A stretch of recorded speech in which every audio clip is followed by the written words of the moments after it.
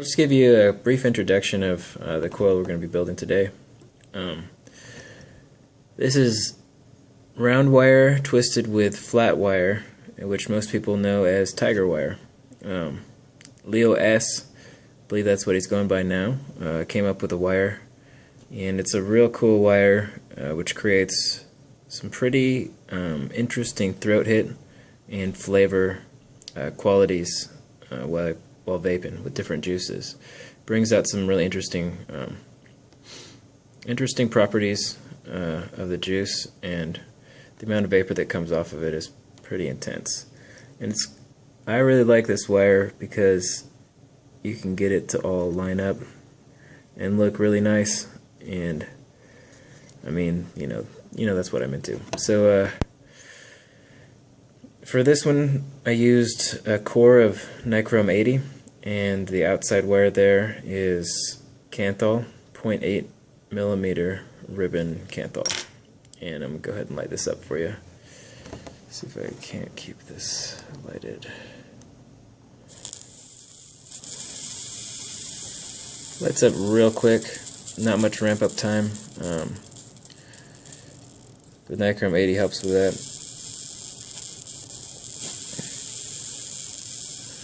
So, that's a brief introduction. Okay, so I got a real simple build for you guys today. Brought out the old Igo-w, my first true love. Simple little atomizer. And I'll show you in the video why I like to use the Igo-w for certain builds. But this is one I built earlier. I'm going to go ahead and gut this out and build another one for the video. But it's a real simple coil today. It's just one piece of 0.8 millimeter by 0.1 millimeter kanthal ribbon wire twisted together with a piece of 24 gauge Nichrome 80. Nichrome 80 is just 80% nickel and the remaining 20% of chromium. Resistance wire has lower resistance than kanthal, and I've had it for, I bought some 24 and 22 gauge. It's been a couple months ago, and I've never really used it because I didn't really enjoy it very much by itself. And I decided to start trying to twist it with different gauges of kanthal, because I tried in the past to twist Nichrome and kanthal together, and I didn't like the flavor it gave. But this seems to be different, so I'm glad I tried it. And I got this dualed right now. You don't have to dual it. If you don't like your, really warm vape, I prefer it dualed. And I got the Igo-w top cap drilled out to 1/8 inch, and I also had to drill out the center post to fit duals in there. So if you got a stock Igo-w, if you're going to be doing this on the Igo-w, then you're going to need to drill out that center post to 1/16 of an inch. If you wanted to do the dual coils. But I'll show you a little performance on this thing.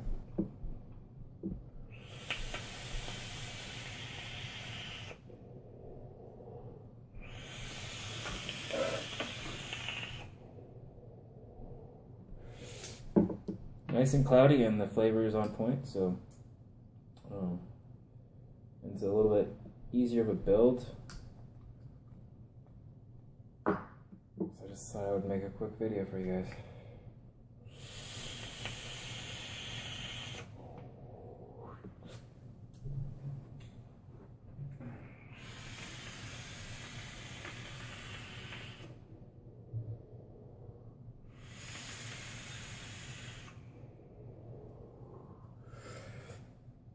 That's a brief introduction, so go ahead and tear this out and rebuild it again.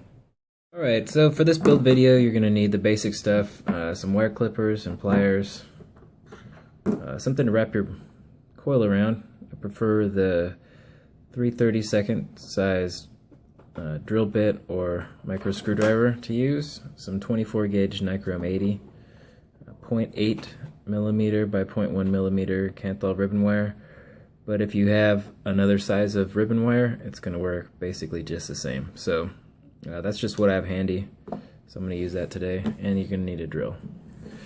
So to get started, we're going to go ahead and just grab some of this Nichrome here.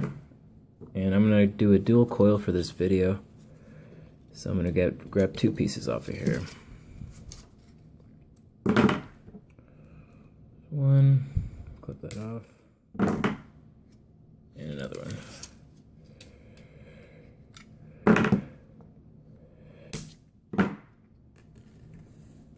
I'm going to start out by going ahead and straightening these guys with the drill. So I'm just going to grab one of these, put it into the chuck of the drill.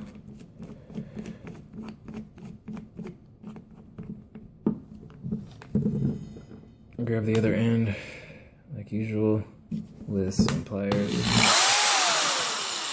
Give it a quick spin, hold it, and do it to the other one.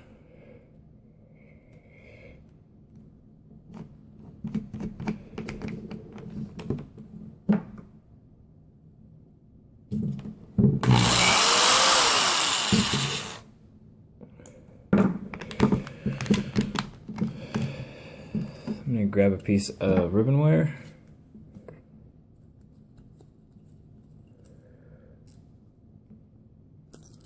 And just pull off a strand that's similar length of the other wire. Go ahead and clip one of these off.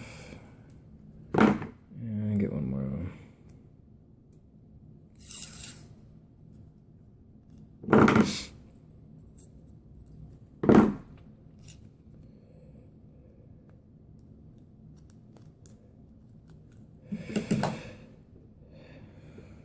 Now the cool thing about ribbon wire, and I think I showed this previously, is that you can wrap this around the end here. Okay, there we go.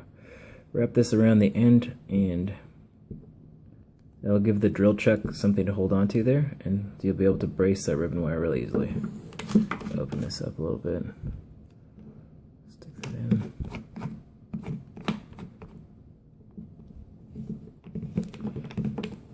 You want to get as much of the slack out of this wire as you can, and you want it to stay in the same direction as this other wire.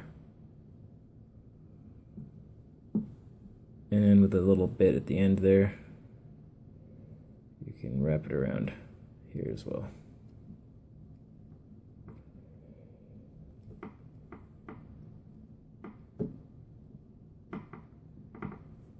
And that gives you this little piece that's secured onto that wire, and you can still adjust the length, because you want to get this as tight as possible. So I just go ahead and grab that kind of lightly with these pliers, pull it that direction to get all the tension out, and then once I have all the tension out, then I just go ahead and clamp down on those pliers.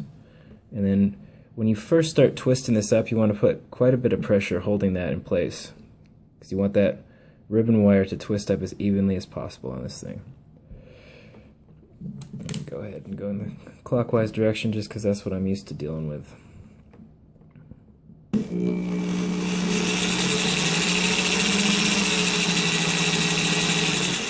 And just like the other twisting methods, as this wire twists up, it's going to start contracting, and you want to go ahead and let it do that. When I used to try to make this tiger wire, I used to always just hold a lot of pressure here. It would break again and again at the bit. I'd have to keep putting it back in there. But if you just let it contract naturally, you can get a way tighter twist.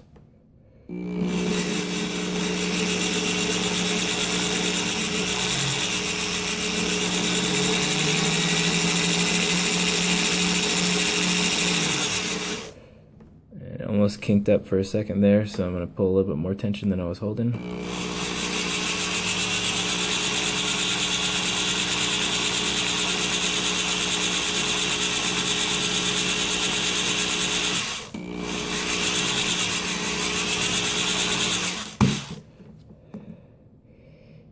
And that's about as tight as it's going to get. If you keep going with it, a lot of times it will break off right at the chuck or at where you're holding it with the pliers.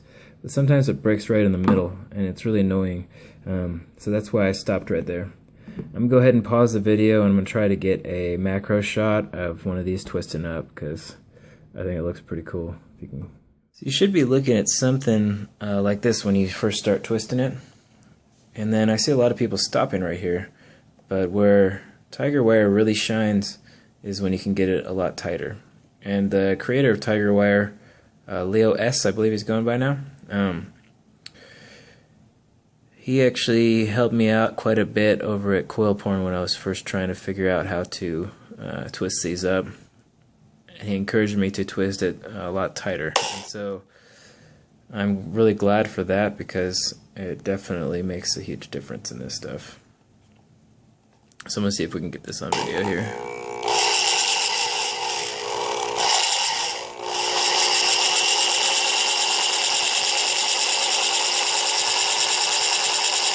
And as that tightens up, you can notice that hugging, the ribbon wire hugs really closely onto the Nichrome in this case. And you can go even tighter with it. And we're getting close to the maximum point here, but you notice that wire contracting as it goes, and so that's why it's important to give a little bit of slack on this drill as you're letting this wire twist up. And you can start hearing it shifting at either the drill chuck or the pliers, and that's a sign that I think probably part of that wire is starting to break. So it's getting close to as tight as it's going to get. We'll go ahead and take it a little bit farther.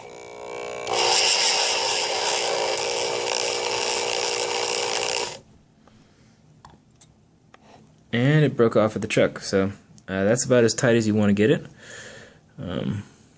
For real good performance on it. So I'll go ahead and go on to the next part. Wanted to show you, here are the two wires, the first one and also the second one that I twisted up there. You can see that they're pretty much completely uniform here along the twists. So that's the part that was in the drill chuck, or maybe the vise, and then so you just want them as even as possible, and you can actually put them next to each other if you're going to be doing the dual coil. Put them next to each other before you build it, and just see if they line up in all of those little twists. So I got both of those wires twisted up, and one of them kind of kinked up in a weird spot. I'm not sure if I'll have enough to wrap a coil with that one, but we'll see. I'm just going to trim off of those ends, which are unneeded at this point. Alright.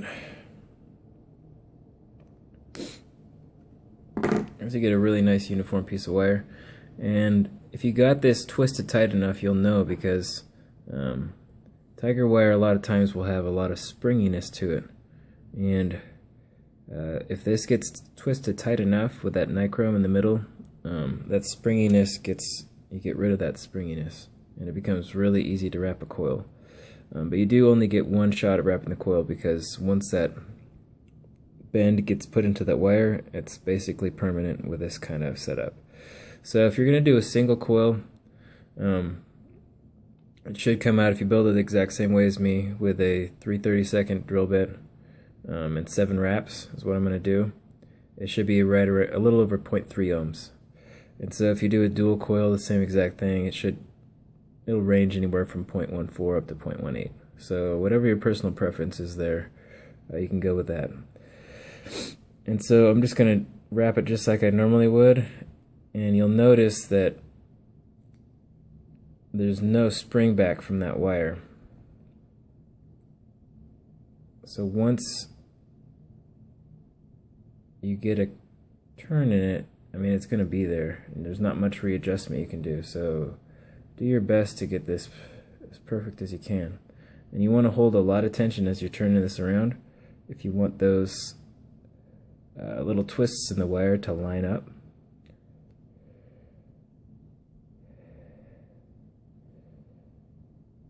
And those little, like the twists of ribbon, will line up no matter what you do, as long as you get it as tight as you can and you have a really uniform piece of wire. That's why you want to get that wire as uniform as you can from the start.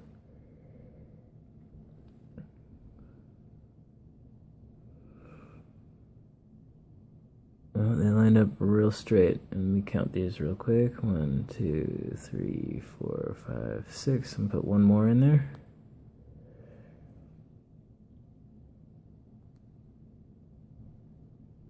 Alright, 7 wraps. All lining up pretty nicely. And I'll show you macro shots of these coils before I mount them in there. And the reason that I'm doing 7 wraps and using Igo-w today is because on the Igo-w, the posts are closer together than on most 22mm atomizers. So I always like my coils to be able to fit in to the post holes evenly so that it's the same width as the 2 post holes. I just prefer that. I think it looks nicer and it's a lot easier to mount that way. So you don't have to bend the legs or the leads on these coils at all to get it to fit into the posts. I'll go ahead and wrap up this other one, and I doubt I'm going to have enough wire here.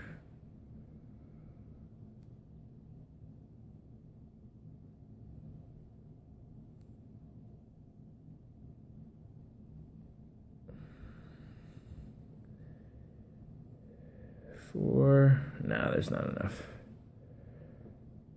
5. Well, I'll have to make some more wire to make this dual, but I'll go ahead and pause it, give you some macro shots of what these coils look like right now. Alright, so here are the 2 coils that I just wrapped in the video. Let me get the flashlight on here. You can see in that first one that I did how all those curves line up, all the twists line up real nicely. And the second one I did kind of more hurriedly, didn't have enough wire, and the twists don't line up. So I'm going to go ahead and mix one more piece of that wire just to make a more uniform coil for that second one. And there we go. So you got 2 tiger coils that both line up well, pretty even for the most part. I guess the one on the right isn't quite perfect, but you get the idea of what you can get. And like I said, that's not necessary to make them line up. It's just a personal preference of mine. So,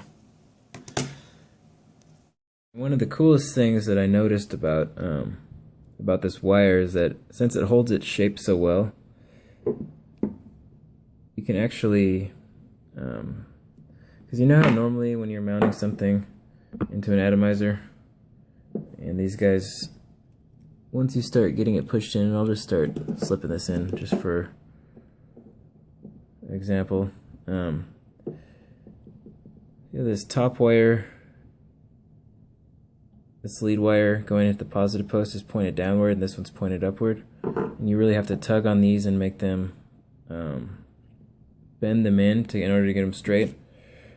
I realized that on this wire, what you can do is hold them like so and actually grab them as close as you can to that coil while they're mounted on this thing with some pliers, and then you can actually bend them a little bit and it straightens those leads both out in the same direction and makes that really easy to mount. So I'm going to go ahead and do that with both of these.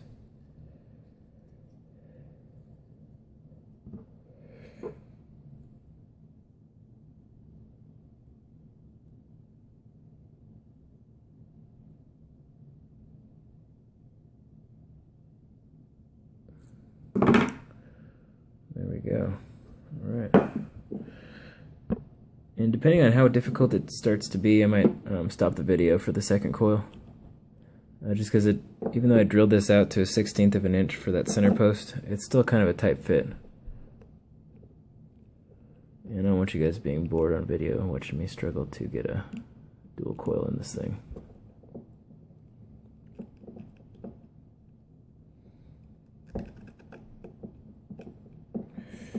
And just like any other coil, you can pull on these lead wires to get it close to the deck.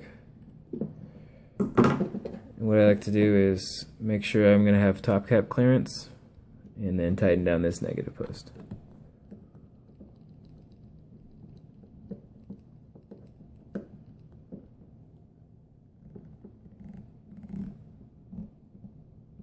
Get it nice and tight There we go. And then just kind of bend it into where I want it. And you can see in that center post how that's aligned. Once I take this out of here, it's being pushed way over to that side, and when I want to mount this second coil, I'm going to be trying to get into this other side of that guy. And so hopefully this is just going to cooperate, but usually it doesn't, because these wires both have ridges on them and they like to get caught. So let's see if I can do this on video. I might need to have this camera out of the way though.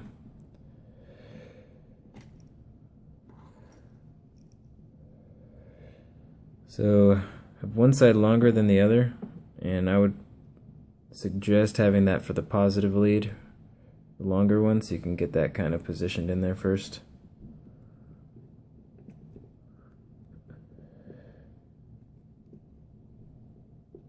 And make sure the screw is totally backed out so I'm not constricting the space unnecessarily.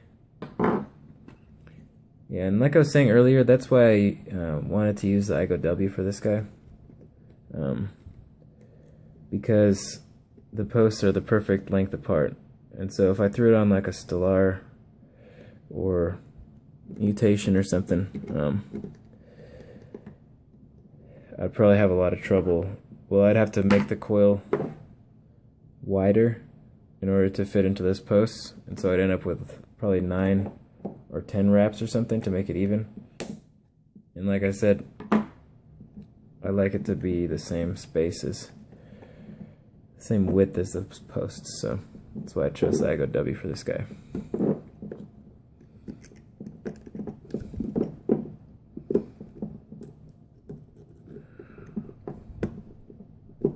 Alright, and then before I even mess with the positive too far, I'm going to go ahead and just check, make sure I'm going to have top cap clearance here, and then screw down this other negative post.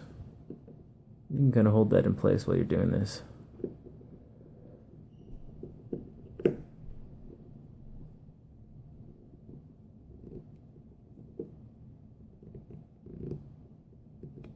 do the trick.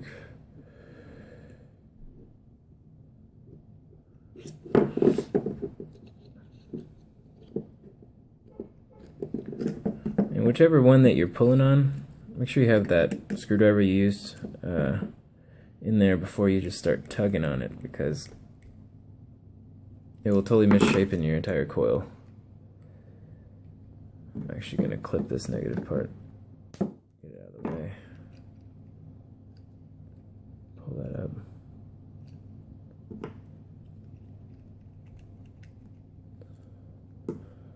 Alright, we got one side in there.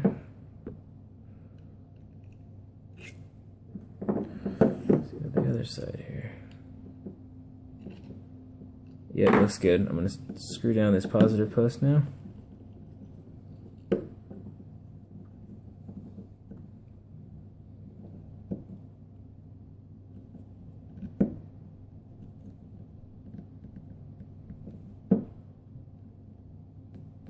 Alright. I'm going to go ahead and pause this, double check everything is tight, all the screw posts are tight, and I'm going to clip these extra wires off, and I'm going to show you something with the resistance of this Nichrome 80. So this ohm meter is getting less and less accurate, but it tends to be about reading 0.05 to 0.07 too low. So, but it will still prove a point here, because for the longest time I thought Nichrome 80 was increasing in resistance after dry firing it, and I think what I realized, because I did some testing today and it doesn't seem to actually be increasing in resistance.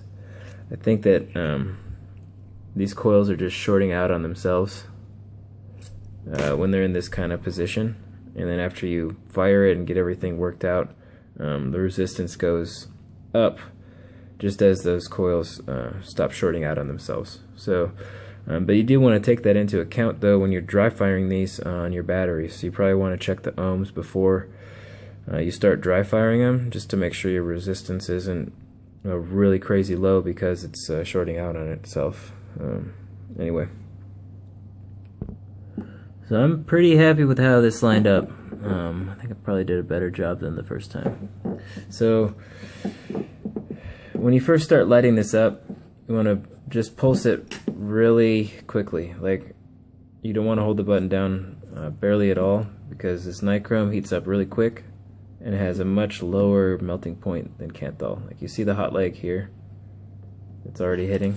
So once that happens, you want to go ahead and grab your original screwdriver. I like to just bend it around a little bit, just gently, and it starts lighting up on both legs. Just keep on jiggling it as that's happening. And the other side's hitting up too, so go ahead and start adjusting that guy.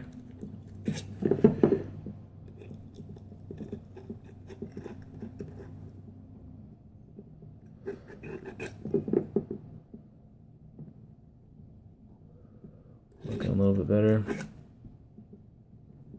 And again, make sure you're not holding down the button when you stick your screwdriver through here, because it'll short out, your coils will melt off, and you'll have to start over again. That one's already good. Let's see this guy over here.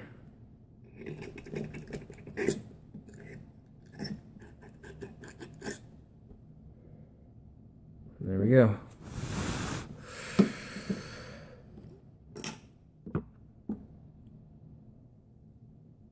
Both of them lighten up basically at the same time, and from the inside out. Worked out well. After dry fire, the resistance, you'll notice, went up, like 0.4. And I think all that means is that it's not shorting out within itself anymore, and so it's kind of worked out and stabilized. And that's about it. Hope you enjoyed the build video.